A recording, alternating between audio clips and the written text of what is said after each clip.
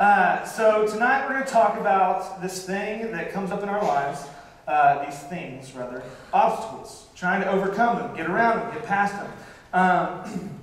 And I don't think he's here tonight, but and it's a shame. I have a really good Drew story for you. Now, if y'all don't know Drew Clayton, he's a small group leader for the seventh grade guys. I've known him since I was in the 4th grade. We grew up in the same town, been best friends for quite a while. And that, if you don't know him, you're missing out. He provides a lot of entertainment and laughter for you. So here's an example of that. When he's probably 8th grade or something.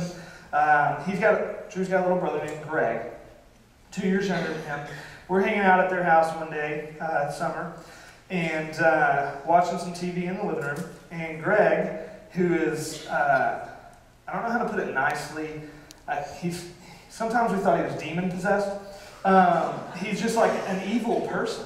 And he had this laugh, like if I ever stayed over there the night, I would never stay in the same room as Greg, because he had this evil, like Chucky laugh, like that he would do in the middle of his sleep. Like some people sleep talk and walk. No, he evil laughed in the middle of his sleep. And so that's the best explanation we came up for. There's a demon in him. But anyways, we're sitting in the living room one day, and Greg gets up and goes, "You know what sounds good? That last popsicle out in the freezer."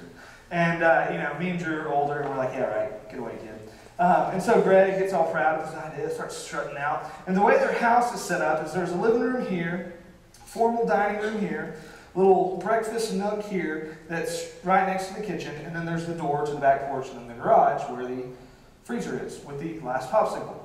And so Greg makes his way out. He's about in the kitchen, and Drew realizes that does sound really good. And he wants to beat Greg to that popsicle, so he takes off running through the dining room, gets into the kitchen, the little nook, breakfast nook, and there's a chair in his way. So Drew, at the pinnacle of his athleticism in his life, 8th grade, and that's a true story. He hasn't grown since, except for out. He'll tell you that too. I'm not being mean. He'll tell you that too. So anyway, he takes off running, chair's in his way. What does he think? Don't move it out of the way. Don't go around it. No, I'm going to hurdle this thing because I'm a man. That's what he thinks. So he goes, but somewhere in the process of getting midair, he thinks hurdling is too much of a sissy thing. I've got to leap off of this thing and fly through the rest of my house to the door. Little did Drew know, as most 8th graders probably don't really know the whole architectural feel of their house, there's kind of a low-hanging shelf that ran right between wall to wall, right between the kitchen and the little eatery nook there. And so as soon as Drew takes off from this chair, he realizes that it's about to hurt. So he sees this shelf right eye level, tries to duck, doesn't quite get it, boom, square in the head. Drew knocks back flat on his back. He's out cold. Out cold. And it was awesome. Hilarious. And so poor Drew, he had his eyes on the prize of that last popsicle. It probably wasn't even worth it. It was probably an orange flavored or something. But he has his eyes on the prize, he takes off running, and he sees a little obstacle. He can overcome that. That's not a big obstacle. It's nothing. It's a chair. I can get over this. But he turns it into something much more drastic than it has to be. Several of us right now have gone through obstacles, going through obstacles, whatever it is. Might not be a chair in the way, but you know what I'm talking about. You've got those. And we're going to talk about 3 different types of obstacles tonight, and they're all very closely related. We're going to look in the book of Judges at a guy named Gideon, at his life and how he got through these 3 types of obstacles. But the first is this. Obstacle number 1 is of the physical type. Drew felt physical pain. There's a physical chair in his way. That was an obstacle. Several of you have probably played sports. You've had, I see, a knee brace right on the front row. That's probably an obstacle, blown out a knee, trying to do something, and it kind of ruins your season or something, right? You know what it is to have a physical obstacle in your life. And so that's very common, probably what we would think is the most common of the ones that I'm about to talk about. But that doesn't even, that's just kind of here. That's, careers, your young life, physical obstacles are probably, maybe you've got a family member that is sick, heart attacks, old, just bad shape. All these things are physical obstacles. We've got a plan in our life, and we want this plan to come to fruition. We want it to be completed, but there's several things that happen in our lives that get in our way. And they all start with physical obstacles. All right? So, Judges, not Joshua, just kidding. Judges, 7th book of the Bible, if you don't know. It's after Joshua. And we will be in chapter 6. So here's what we're going to look at in Gideon's life.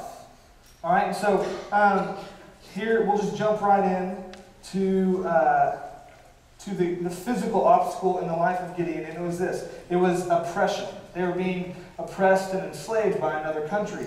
Verse 2 is where we'll pick it up. And it says, "And the hand of Midian," that's the country, overpowered Israel. And because of Midian, the people of Israel made for themselves the dens that are in the mountains and the caves and the strongholds. So the Midianites are coming down, and they're kind of enslaving and oppressing all these people, so much so that they just have to go hide. They're like taking refuge in the mountains and the caves and all that stuff. So they're like homeless. That's a pretty rough time. I've never been homeless before, nor do I want to be, but that would be a pretty big physical obstacle in my life. Verse number 3. Okay? So they're in the caves, they're in the dens, and the mountains. "For whenever the Israelites planted crops, the Midianites and the Amalekites and the people of the east would come up against them. They would encamp against them and devour the produce of the land as far as Gaza, and leave no sustenance in Israel, and no sheep or ox or donkey." So it's so bad to the point of where these people will come down and they go out and they'll plant crops, and these people will come down as soon as it's time to harvest, and they'll just take them all. They're left hungry, they're left homeless. It's a pretty rough deal. And so that's where we pick up with Gideon. He's in the midst of this thing going on. He's an Israelite, these are his people, and he is tired of being oppressed. This is the physical hardship in his life, the obstacle in his way right now. And that's where we will pick him up in verse 11. All right? Skip down to verse 11. And an angel shows up. Angel of the Lord shows up to him. And he's out threshing wheat. If you don't know what that means. So he somehow has saved this wheat. Right? Usually the Midianites will come out and they'll take all this stuff. He somehow saved this wheat, and he's down in a wine press. And if you don't know what a wine press is, it's like this cave. Remember, they're living in caves, and it's where you go to mash up the grapes. And it's not an open area; it's a hidden place. And wheat, normally when you're threshing it, you're like out on the field and you're just beating it on the ground, just hitting it as hard as you can on the ground, so that all this chaff that comes out of it is undesirable, will get caught in the wind and blown away, and boom, you're good. But Gideon, we know he's personally touched by this because he's hiding out in a cave trying to get rid of all this chaff from the wheat, and he's frustrated with it. So verse 12 is where we show up. This angel shows up. It says, "And the angel of the Lord appeared to him and said to him, 'The Lord is with you, O mighty man of valor.'" That would be an awesome thing to be known as. Like when I die, I hope my tombstone says, "Cody Jenkins, mighty man of valor." That would be awesome, right? But this angel shows up and says, he's praising him. He's saying, "Hey, you're a cool guy. You're a big guy. You're a mighty man of valor." That's quite an entrance. And so he said, and Gideon said to him, "Please, sir, if the Lord is with us, why then has all this happened to us?" So he says, "All right, mighty man of valor, the Lord's with you. I've got something for you." And here's his response. This is where the physical frustration, the physical obstacle turns into the second option, which is mental. The mental aspect of it. And Gideon sits there and says, "All right, yeah, God's with us, right? Why am I stuck down here in some cave trying to thresh this wheat? If that's the truth, if God's really with us, why is this happening?" So the mental side comes in and he starts questioning it. He's not sure about it. He's unsure of what's going on. That's a dangerous place to be. A very dangerous place to be, because there's a fine line between that and the third obstacle. A story that I have for you, a friend of mine from college, I went to A&M, and my freshman year, I was living in the dorms, and whoop for the dorms, yeah. I was living in the dorms, and I had a friend who I met my freshman year there, kind of stayed connected with him throughout college. His junior year of college, our junior year of college, he was diagnosed with cancer. They found a tumor in his throat, and they found it to be cancerous. 20-year-old guy shows up one day and says, hey, I've got cancer. Torn up, doesn't know what to do, doesn't know what's going to happen. That physical disease that grabbed hold of his life became so much bigger of an obstacle than just that. It turned to the mental side, and he started questioning everything around him. He wasn't sure what was right, what's going on in my life. He started questioning friendships, relationships, the school, what was the purpose of school? And the thing that was physical in nature became even bigger as a mental thing, because he didn't know the gravity of it. He didn't know how serious it was, yet he let it get huge in his mind, and the obstacle grew and grew and grew, which is a dangerous thing to do, to the fact that he thought in his mind he was dying from it. There was no way to save himself from it. He thought for sure he was going to die from this cancer. And so the mental aspects, the mental obstacles can trick us. And they can fool us and make us think things that aren't rational, that aren't true, or that we have no control over or don't even know. And that's where Gideon was. He was, why is this happening? This isn't true. God cares. What? No, God, if this was true, why would I be hiding out down here? So Gideon's there, and then he flips over. We'll finish verse 13, and it says this. And where, so remember, we'll start back at verse 13. And Gideon said to him, please, sir, if the Lord is with us, why then has all this happened to us? And where are all his wonderful deeds, his God's wonderful deeds that our fathers recounted to us, saying, did not the Lord bring us up from Egypt? But now the Lord has forsaken us and given us into the hand of Midian. So he says, it's not true. If that was true, why am I down here doing this? And then he goes on to say, God, he's forsaken us. He doesn't care about us. He's not there. We're not a priority to him. Why am I here? And the mental aspect of that fine line from mental to spiritual, that's the last obstacle we're coming in contact with. Spiritual obstacle. There's such a fine line that Gideon goes from questioning, is he really here? Why am I doing this? To, no, I've decided that God doesn't care about us. And that is a spiritual matter. And a serious one at that. The moment he says God's forsaken him, he's jumping into the spiritual realm. Scary place to be. A scary place to be. Here's why. In my friend's life, it became mental, moved into spiritual, to the fact that he just flipped his belief system upside down. What God was, he can't be here anymore to allow this to happen to me. All these things, and it tore up his life. He ruined relationships. He drops out of school because he just thinks, what's the point in school? I'm not going to live. Why do I need an education? But the key thing here was he turns his back on Christ. He turns his back on God. He says, God's not really there. He's not here for me. He must not be in existence, period. And the moment we reject God, the moment that relationship crumbles, is the moment everything else in our life is going to crumble. Especially if the only truth that you've ever really known is the truth of Christ and God and His sovereignty, everything else around us will crumble. And that's the reason the spiritual obstacle is one of such danger, such great need. But here's the good thing.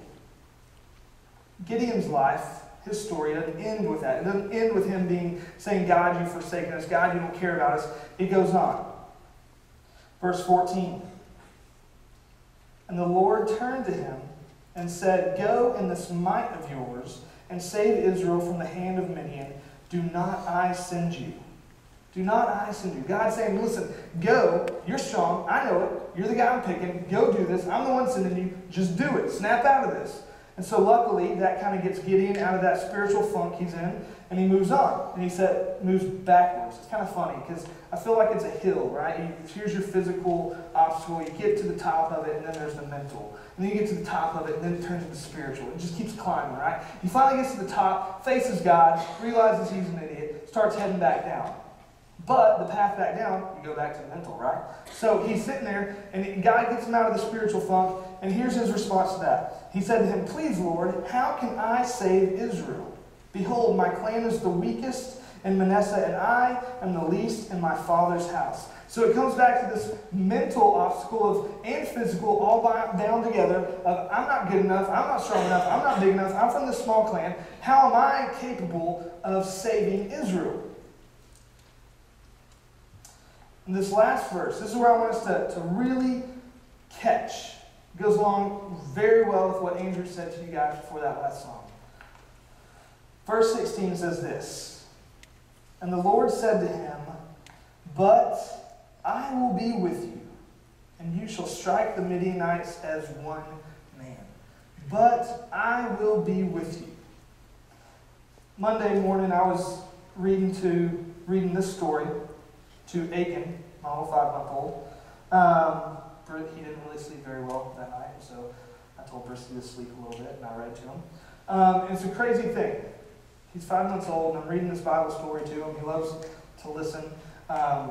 And this just hit me. It stuck out very, very much to me. And I think it's for two reasons. Even though I don't think he understands what I'm reading to him, he's still like he understands that this is the focus. I'm focused on this as I'm reading to him, so he stays focused on it as well. It's an awesome thing.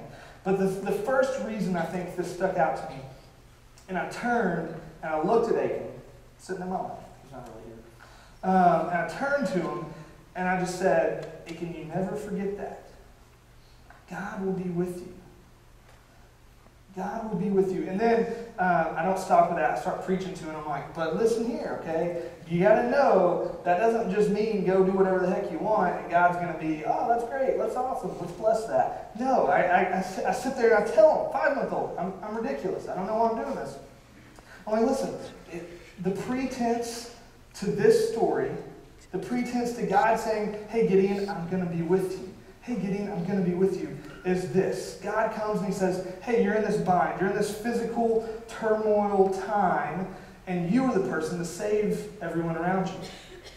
Here's the plan. I've got it laid out. You got to go. You do it. You do your thing. He's doubting it. He's unsure of it. He doesn't think he can do it. And that is when God says, you know what, I'm with you. Don't worry about it, because I'm with you. Oftentimes, I feel like when we remember these things, oh, God's with me. God's with me. That's awesome. We don't really think like, well, God is with us always, yes, but that doesn't mean everything's going to be hunky-dory and great and awesome and easy. All right? This is talking, God saying, you know what, this is my plan. You go, you do my plan, I'm going to be with you, and you cannot fail because it is my plan for you. Not your plan, my plan. So I sit there and I preach that to Aiken like he knows what's going on. And then the second reason hits me of why it was so important. That thing smacks me in the face, not quite like the shelf did Drew, but it hits me pretty good. And it's because I really needed to hear that. That's a truth that I needed to hear.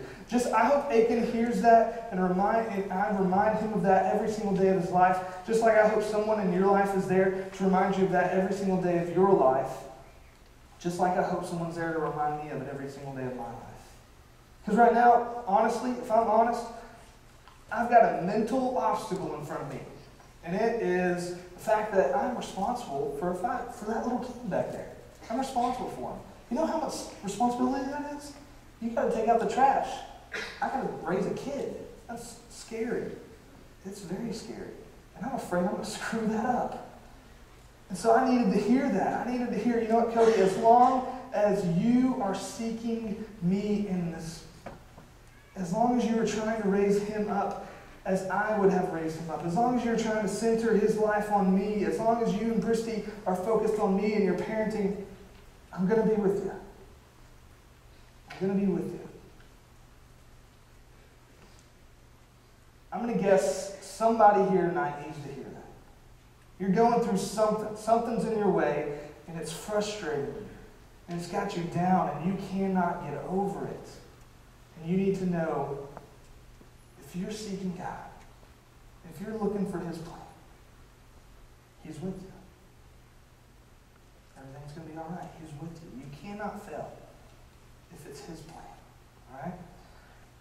Father God, thank you for your word, that we can open it up and we can see that there are people 2,000 years ago that went through stuff that is just as bad, if not worse, than the things that we will face in this life of ours, Lord. We pray that we would seek your will, that we would follow your will, and that we would be comforted and have rest in the fact that you will be with us as long as we are on that path. Thank you so much for Christ who died for us. It's only in His name that we can pray to you. Amen.